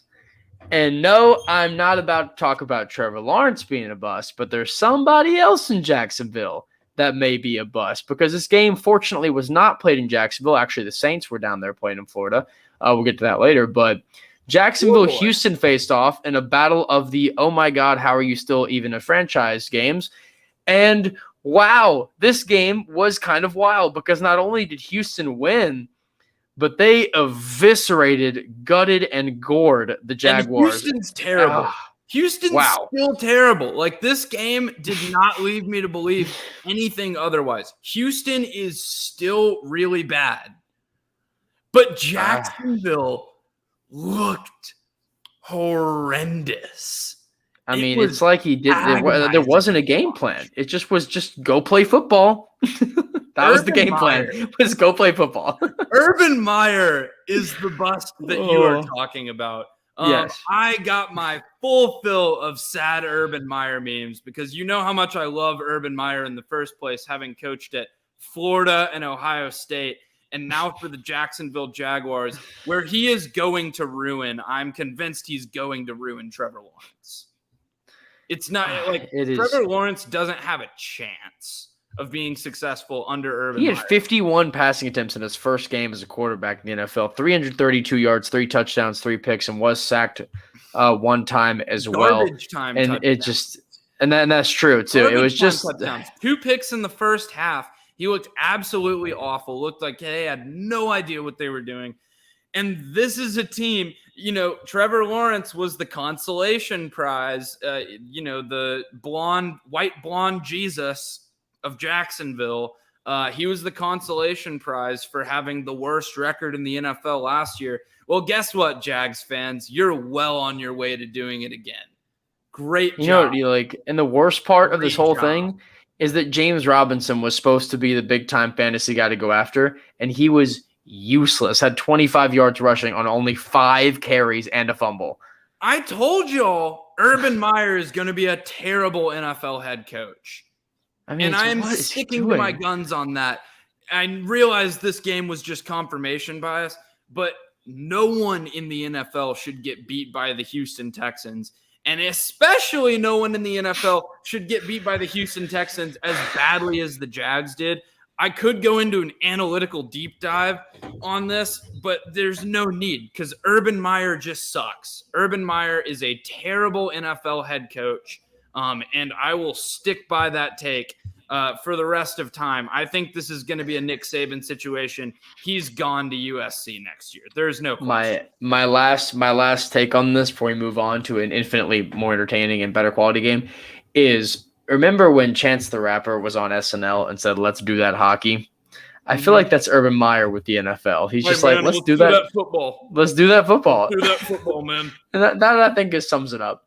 Next up, go ahead. Very quick side note. Do you remember the Urban Meyer bong video when he was on his boat doing an interview and there was he was like sitting in front of a mirror and there was a dude you could see in the mirror, which was behind him.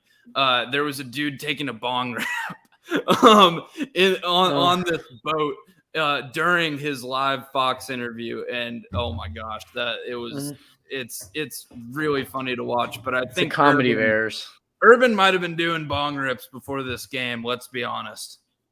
I believe that, but now we can move on to a better game to get rid of that, and that is Cleveland, Kansas City, a game that we predicted would be an AFC championship type game. I had Cleveland in this game with the upset and was sadly incorrect, but there weren't really, like last game, Jacksonville was the clear loser, and the Texans were, they won the game, but they're not really ever winners this year. This game featured 2 winners, and I get that Cleveland still lost the game, but what they won in this game was a lot of respect and a lot of people saying this is a team that can really contend, and I totally thought that beforehand, and now I think that even more. Now, Mahomes was still dazzling in this game. He did whatever he really felt needed to do, 337 yards and 3 touchdowns. It was still very much a Mahomes game. Tyreek Hill is a fantasy god. My Lord, it was just not even fair. Almost 200 yards, 11 receptions, and a touchdown, including a 75-yard score. That, fun fact, that one touchdown in my normal league that I play in, I had a 96% chance to win that week. After that one play, it was 50-50. That one play. Yeah. Lord. I ended up winning anyway. I won the week barely because Darren Waller saved me, but I almost lost my mind when he had that. Clyde Edwards-Helaire didn't really do a lot, but he didn't really need to do. But yeah, the Browns are a big-time team. They're serious contenders. I really like what came out of this game with them. Tyreek Hill went off. I love what he did. It was really an impressive game. And then also a shout out to David Njoku, who had a pretty solid game. Not many people talking about him, but 3 receptions for 76 yards. Actually was a pretty big unit on this Browns offense that ended up doing pretty well with 29 points.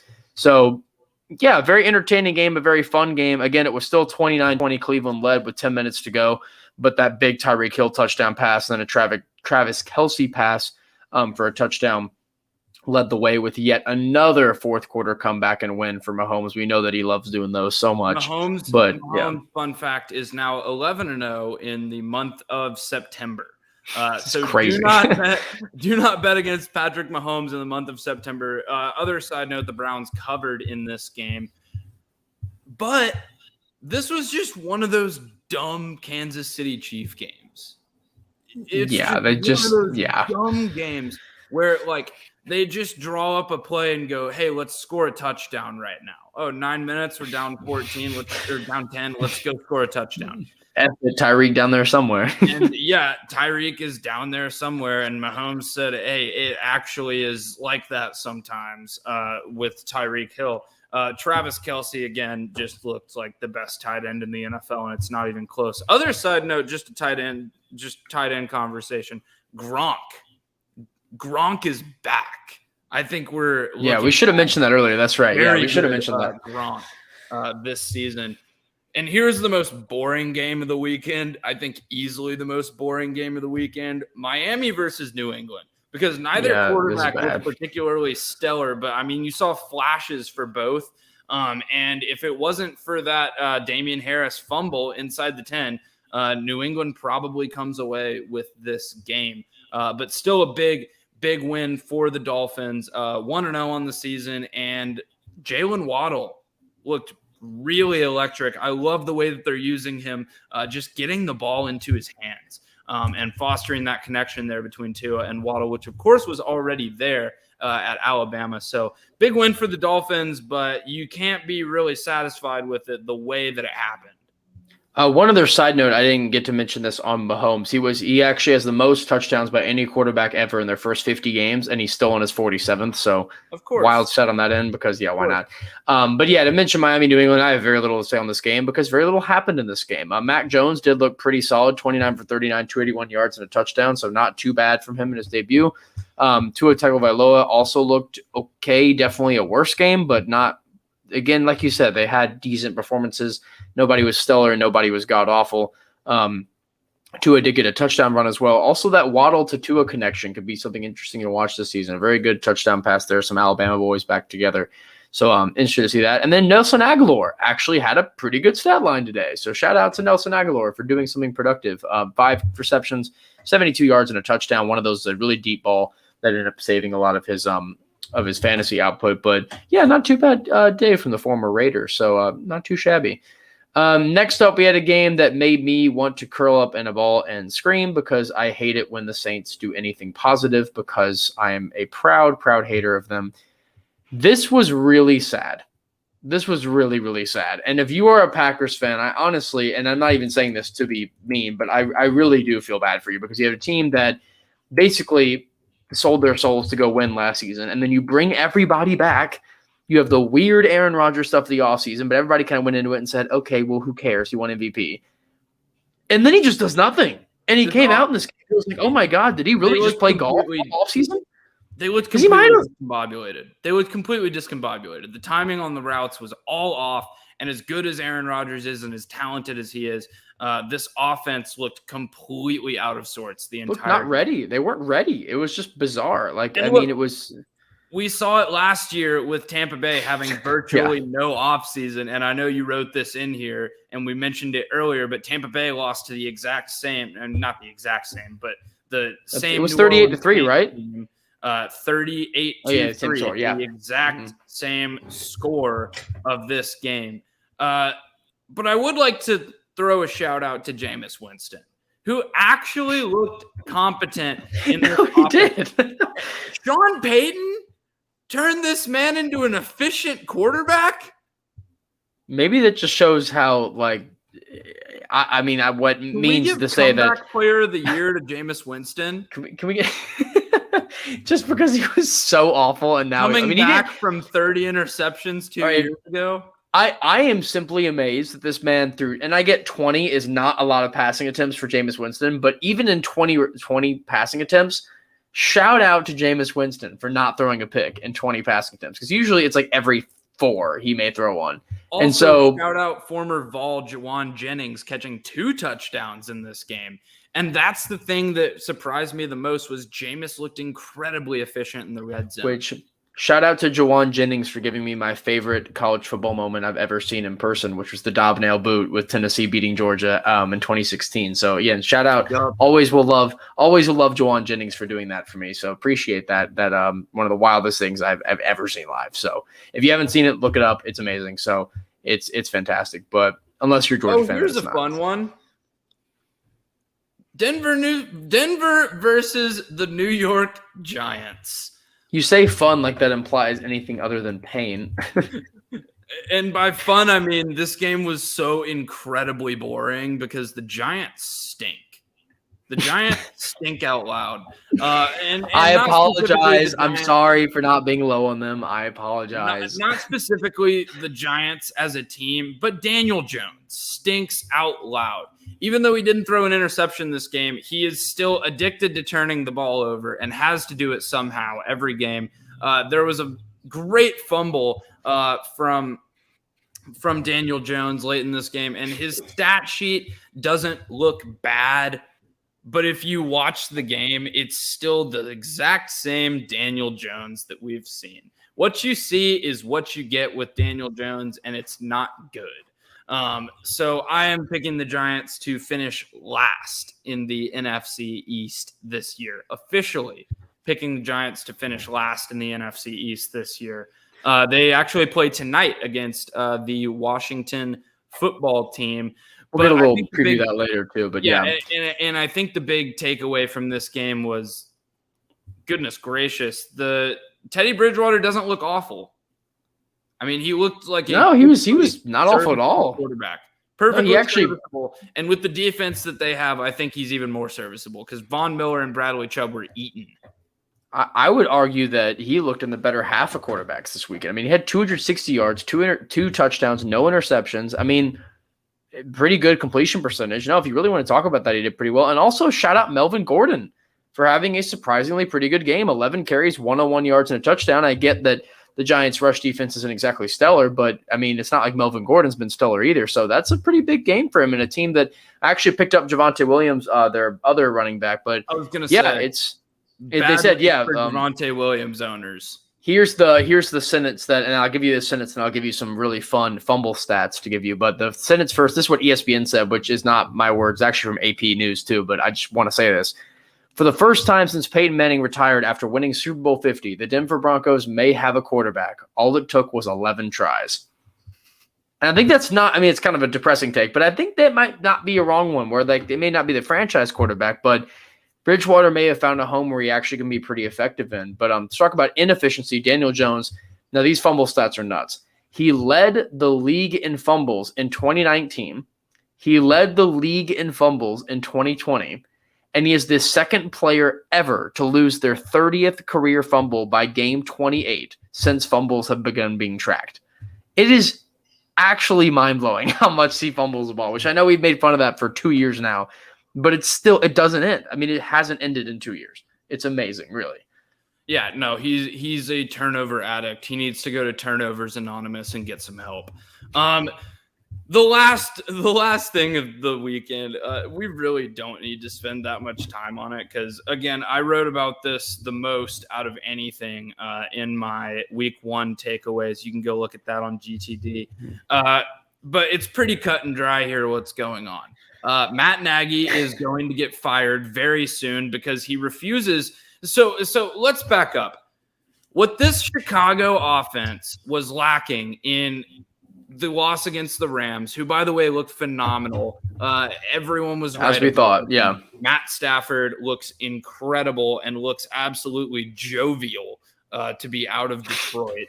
And in Los Angeles. And in LA, where he gets to work with Sean McVay, and they're actually throwing the ball deep, which they didn't ever do with And Jared the sun Goff. comes out sometimes, and it's nice and warm. And like a lot of reasons are nice, and it's just not Detroit, Michigan in every single facet.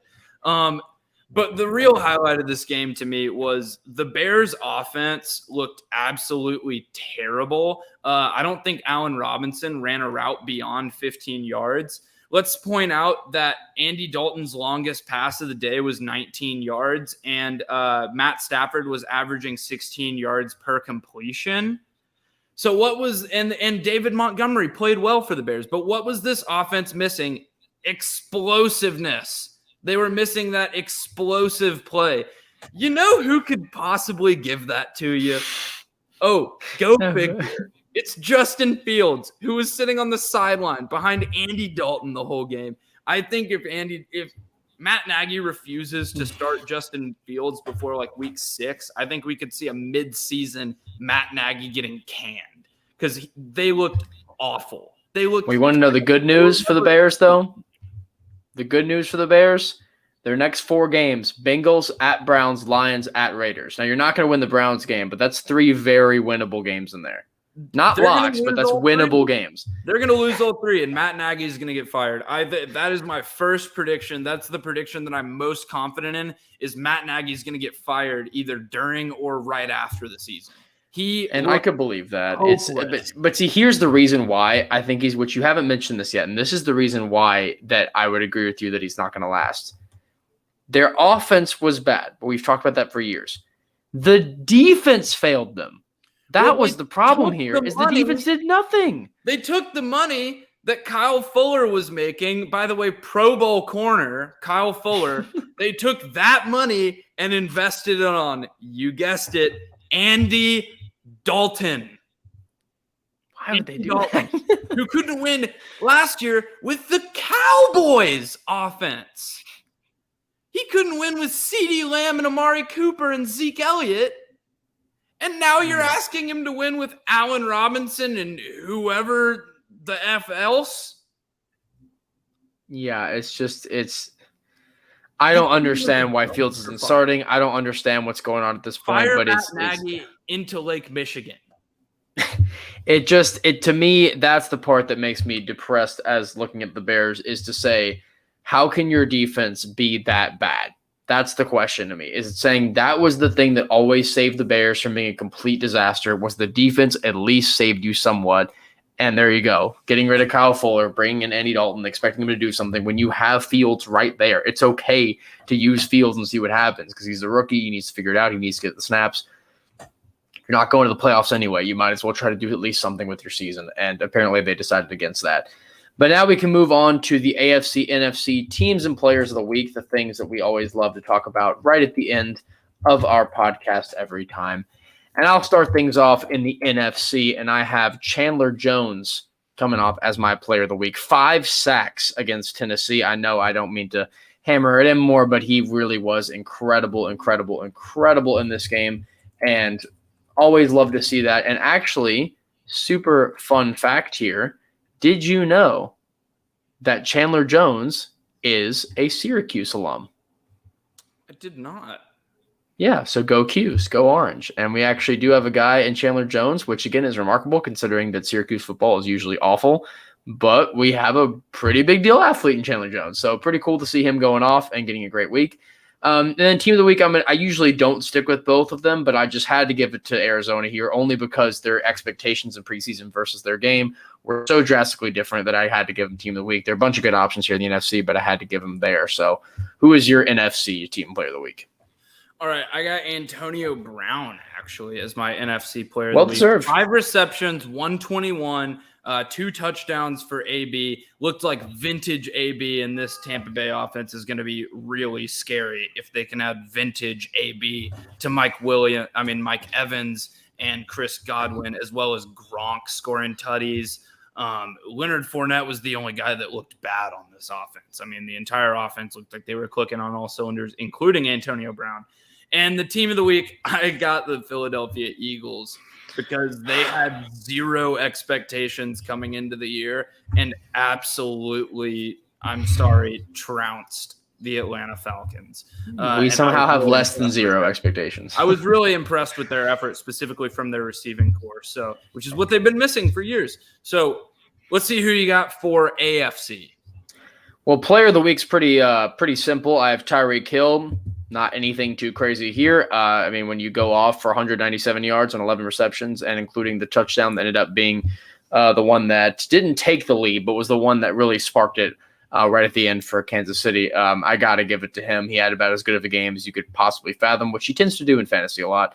And then team of the week, I'm going to go with Pittsburgh here. I think this is a pretty easy pick among a bunch of teams that you could consider, but I think the Steelers are a really impressive one. Again, as you said, a lot of these picks tend to be expectation versus reality kind of picks, and that was very true with Pittsburgh, a team that we expected to be not particularly great this season and really struggled against good teams last year, but then played Buffalo, a team that we know for an inexcusable fact is a good team, and they played pretty well. And again, that Pittsburgh defense playing great too, held Allen to 21 incomplete passes, and really was able to shut down this offense of Buffalo to just 1 touchdown, which really would not have thought that. So really good work on Pittsburgh, especially on the defensive end. Yeah, for my AFC player of the week, I got to go with my guy Tyrod Taylor, who absolutely destroyed the entire city of Jacksonville this weekend. And for that, Tyrod, we thank you, in the words of Daniel Tosh. And then my team of the week, the Chargers, who won a game that the old Phillip Rivers Chargers, the old Anthony Lynn Chargers would never in a million years have won. There would have been some ridiculous interception, and Herbert was actually able to ice the game away really well. So that's where I'm going with my AFC team of the week. And now quickly, because we got to get off here very soon, but who do you think wins Thursday Night Football tonight? The spread is 3. The over-under is 41, and I will be taking the under because this is going to be like a 17-10 game. But who you got? Well, first of all, the winner of this game will not be the viewers. The audience will not be winning this game, unfortunately. Yeah, I'm kind of glad I have work during this game. Yeah, I'm just going to say, if you aren't a big NFL fan or a Washington fan or a New York fan, like if you are not in that 3 category, don't watch this game. Sadly, I am a big enough NFL fan where I'm going to feel the need to watch this. And I'm probably being up in New York, a lot of people are Giants fans around here, so I'll be watching with them and seeing how it goes. But given that they're Giants fans, I think this is going to be a rough week. Washington, as you mentioned, is favored, and I think they're going to hold on to that. Giants did absolutely nothing to impress last week. Washington did lose, but as we mentioned, it was mostly because the Chargers really looked impressive and pulled it off, but Washington never really looked bad in that game. They just looked like they weren't the better team then, but they didn't look any kind of concerning bad or anything. So that at least is my take on them. So I'm not crazy worried about this team. Yeah, I'm going with the football team as well, just because, I don't think Heineke is good, but neither is Daniel Jones. And look, Daniel Jones, as I've said a million times, addicted to turning the ball over. Well, guess who you get to play this week? Chase Young, the strip sack king of the NFL. Watching defense fantasy owners. Chandler Jones has a serious argument there. But, yeah, I think we get at least 1, if not 2 or 3 fumbles out of Daniel Jones tonight against that Washington defensive line, again, with a horrendous offensive line in New York. So I am going with the football team, but that will do it for this episode of the Blanket Coverage Podcast. Thank you so much for listening. We will try to be more expeditious in the future. This one ran a little bit long, but it's just good to have football back. We just got to get better at timing out everything as far as covering both sports. But thank you so much for listening. I am Noah Parker. And I'm Jack Wallace. Peace out, y'all.